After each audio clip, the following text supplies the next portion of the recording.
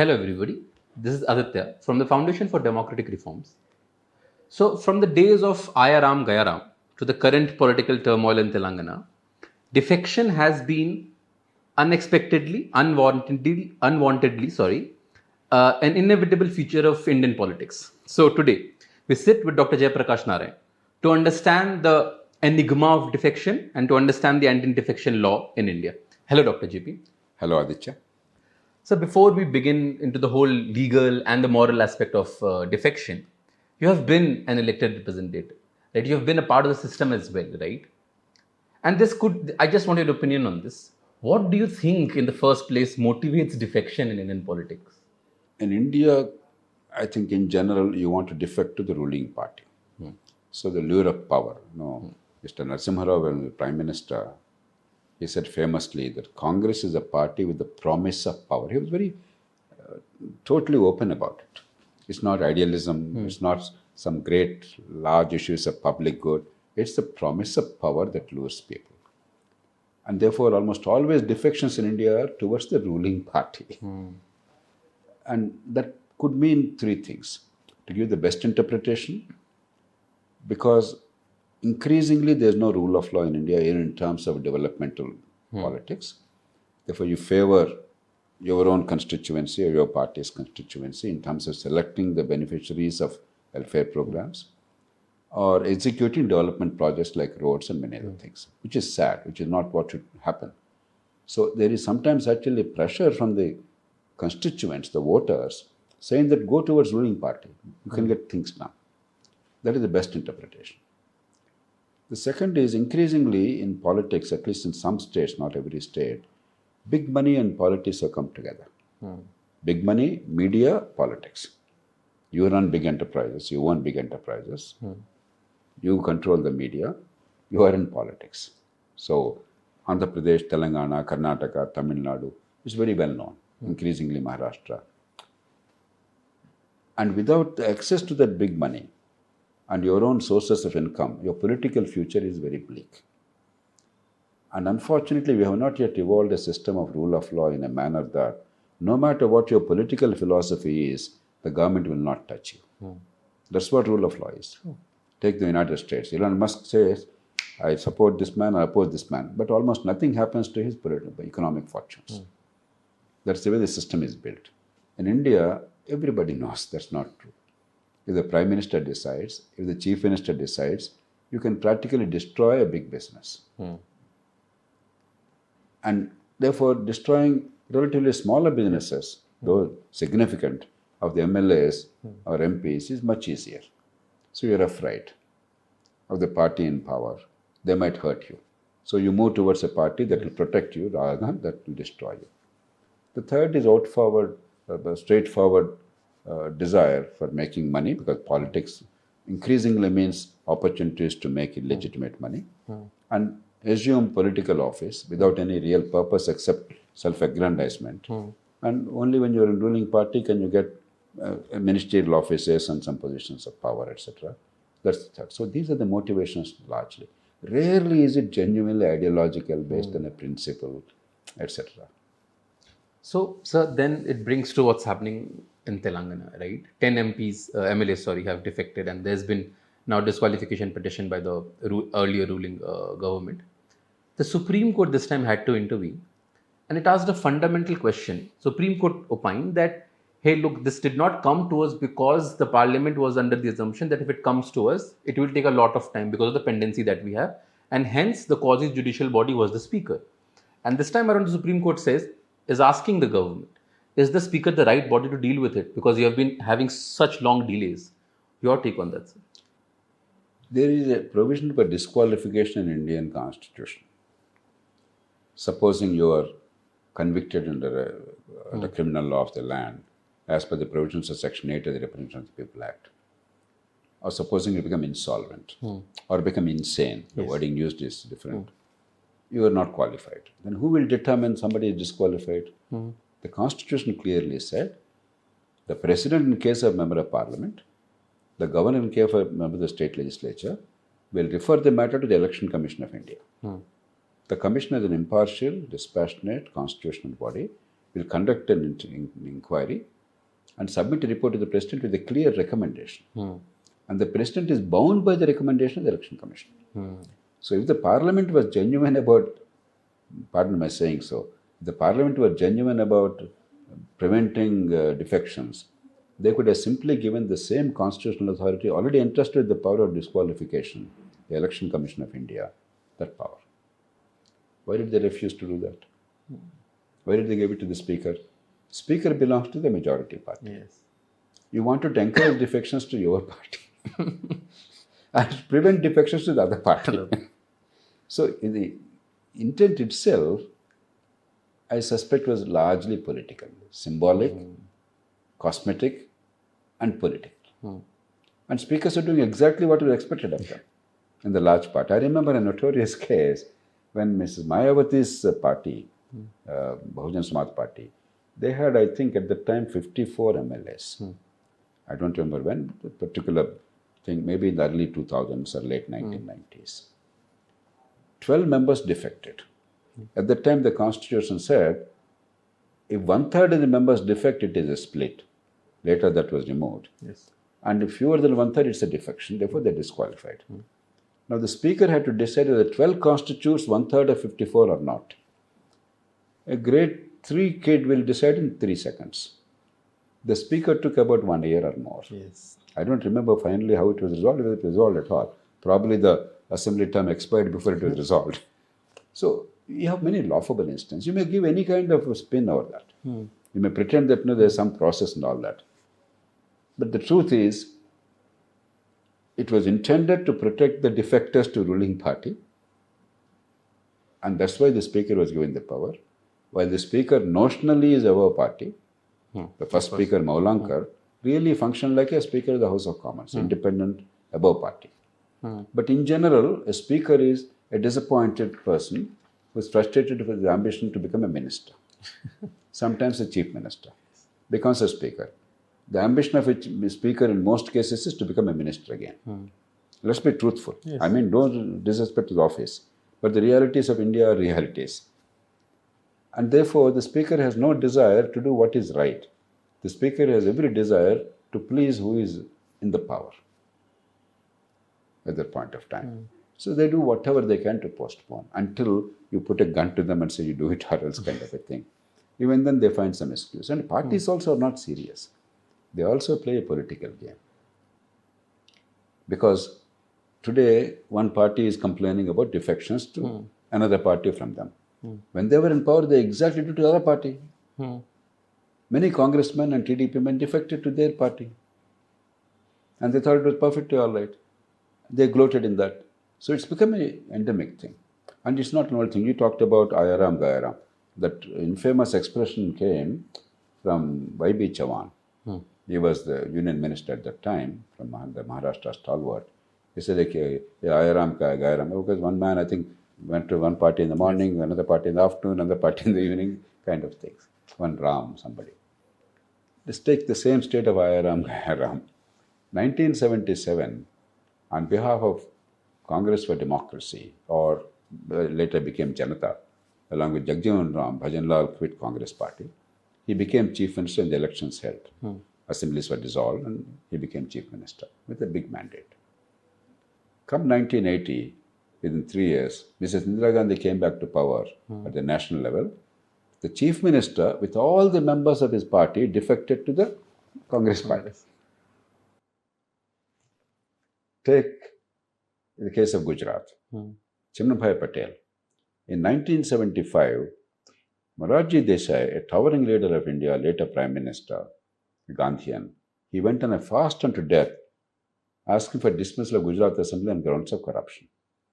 Mrs. Indira Gandhi, a towering leader, was scared of the stature of Morarji Desai. She knew that if he meant he will go on fast unto death, he will fast unto death. And it's too big a risk for the country. So she dismissed the assembly. Who was the chief minister? Chimnabhai Patel. Fast forward. 1989, Chimnabhai Patel became a member of the Janata Dal of VP Singh, became chief minister with BJP support in Gujarat elections. 1991, Congress came to power. Chimnahai Patel, the whole party defected to Congress. This is India's history. 1998, Jagatambika Paul. Kalyan Singh government was in office. They had a clear majority. Ramesh Bhandari was the governor, a former foreign secretary of India. And governor dismissed the elected government with a definite majority without any fairness or process, pretended that they lost a majority, anointed Jagatambika Paul with no majority, nowhere near the majority, as the chief minister. He lasted 31 hours. The Supreme Court intervened. Quite rightly, Supreme Court intervened and directed a House vote in a very transparent manner, and he lost. Where is Paul now? For the past 3 terms, since 2014, he has been the Member of Parliament of Bharatiya Janata Party. So, we take them very seriously, media takes it very seriously. My feeling is political parties take it as a joke, as a game. They are not serious, because defection to my party is welcome. Another party, I'll make as much noise as I can to extract political mileage out of it and to embarrass the other fellow. But it's not to be taken seriously. If they're serious about it, then you must make sure of 2 things. One, you make sure that the defection is decided by the Election Commission, like other disqualifications, whose recommendation is mandatory. Then we'll definitely be able to disqualify. 2, don't use defection, anti-defection provisions or disqualification provisions as a tool to control your members in parliament or state assemblies. Today, members have lost all voice. Today, members cannot even vote according to their conscience when they dislike a bill introduced, a bad bill introduced. Take the case of Muslim Women's Bill. It was a terrible legislation introduced by Rajiv Gandhi government after a very simple, moderate kind of a judgment from Supreme Court bench, giving a small monthly allowance to a divorced woman, Shabano. A small monthly allowance. Those days, some paltry under CRPC, some hundreds of rupees. And because of the religious fundamentalist pressure, Rajiv Gandhi yielded to that and then brought in the Muslim Women's Bill denying that. Most members of Congress were opposed. They were unhappy, including several distinguished Muslim members of Parliament, including the then Union Home Minister, Minister of State, present Governor of Kerala, Mr. Arif Muhammad Khan. Arif Muhammad Khan had to quit politics. He had to resign from Congress party at the time on account of that. Other members were muzzled because by the time anti-defection law came, they were all bullied into supporting a law which none of them wanted. India paid a heavy price. That actually began the communalization of politics of India in a very big way. Take P.V. Narasimha Rao's time. A Supreme Court judge, the only time when an impeachment motion went before the Parliament for adjudication, Justice Ramaswamy case, a duly appointed committee of the Supreme Court judges held that there were clear charges proved. And Narasimha Rao government decided that for whatever reasons, they should not remove the judge. Therefore, Narasimha Rao gave a direction to his party members. You are not supposed to give a direction in a matter where the Parliament is sitting as a judge. Yes. In impeachment proceedings, you are sitting as a judge. It's not a political operation. But he gave a direction to them not to vote in favor of that. And therefore, while everybody knew what was the right thing, the motion failed. And again, India paid a heavy price. That's the reason why judiciary is no longer accountable to Parliament in this country. So, anti-defection law is much more complicated than it appears. If you're serious, make sure that whip is limited to either no confidence and confidence motion on budget, remove it from the upper house, allow the voice of the members to prevail on all normal matters, including legislation. If you don't have a good law, if a member of the Parliament duly elected by the people or assembly elected by the people have no voice there, what's the purpose of legislature? Legislature is not a Lajjarga in Afghanistan. Legislature is the representative speaking for the people of this country, people of his constituency, representing the state or the nation. We have completely destroyed that. We made it a tribal cabal. So anti-defection law is much more complicated. Middle classes view it as a religious thing. You defected from this religion to that religion, religious conversion kind of a thing. No. Defections anywhere are not stopped by this, and genuine voice is stifled. It's undermining democracy in a very which way. I know it's not a conventional viewpoint, but this is a truthful viewpoint. We must examine that very carefully. Anti-defection law is not helping the country. It's hurting the country. So, when you talk about anti-defection law is hurting the country, and the political parties don't take it seriously, they treat it like a game. It is not supposed to be like that. Electors have, or the voters have chosen you for a purpose, either on the party symbol or believing the man that you or the woman that you were. Does it not undermine the fundamental principle of democracy? This is the first question. The other question I want to circle back to what you said in the very first, the money that has been going into politics and all that. So is defection just a symptom of a larger problem in Indian politics? Absolutely, that's one. Unless you understand the second part, the first question cannot be answered. If you view defection in isolation and view it as, my God, such a conversion of religion, you have betrayed your faith or something, then you think differently. If you view the political malaise of India, where individual aggrandizement, position for position's sake without any purpose, power without purpose, that is the dominant feature of much of India. I'm not saying it's 100%, but in a substantial measure, particularly in states, that is true. In case of most political parties, power without purpose, individual aggrandizement. That's why, what is the first question most parties ask of a potential candidate? How much money can you spend? Not how much value you bring to the table. Not what is the public service you're capable of rendering. Not what your past credibility and record of service are. How much money can you spend? Second question is, what is your caste, if they already don't know that. Third question, in many cases, is, who is your father? Yes. What's your pedigree? None of it is related to public good. We already embraced it. We accept it. I'm not saying you can build a democracy which is perfect overnight.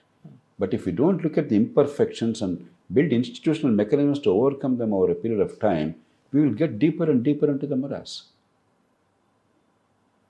It doesn't mean that by spending a lot of money you get elected. It means by not spending the money, you are simply eliminated from the contest, from reckoning in most states. It's become plutocracy. That's not right. Political parties have become private estates, feudal fiefdoms in most part. Only a few parties have some semblance of democracy and operating as a party. Many other parties are functioning like private estates, family heirlooms. Everybody knows, from national parties to regional parties. That's not democracy. And a party leader not chosen democratically cannot be removed democratically, is allowed to function autocratically, then says, you owe allegiance to me. If you don't agree with me, you're a defector, I disqualify you. Ye kya cheez hai? What democracy is this?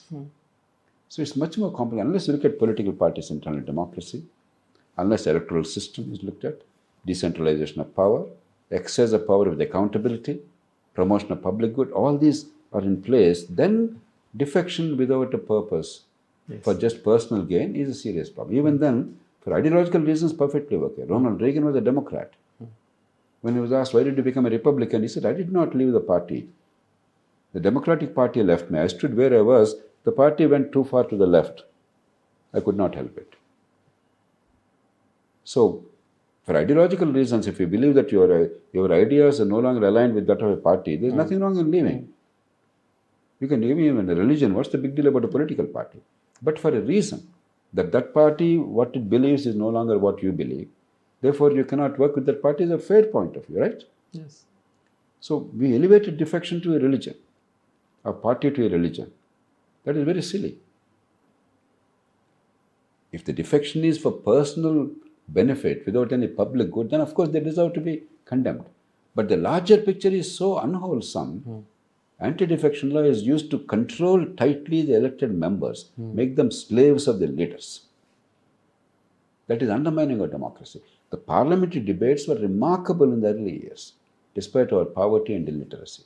Even now, whenever the members are liberated from the clutches of the whip, from the stranglehold of the party leaders on occasion, superb debates. And I remember two debates in the last 25, 30 years where the parties deliberately decided to allow the members to speak their own thing.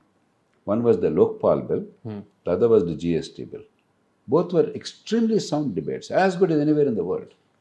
That means even in these days of significant decline in the nature of politics, our legislators are capable of rising to the occasion. Are we allowing them?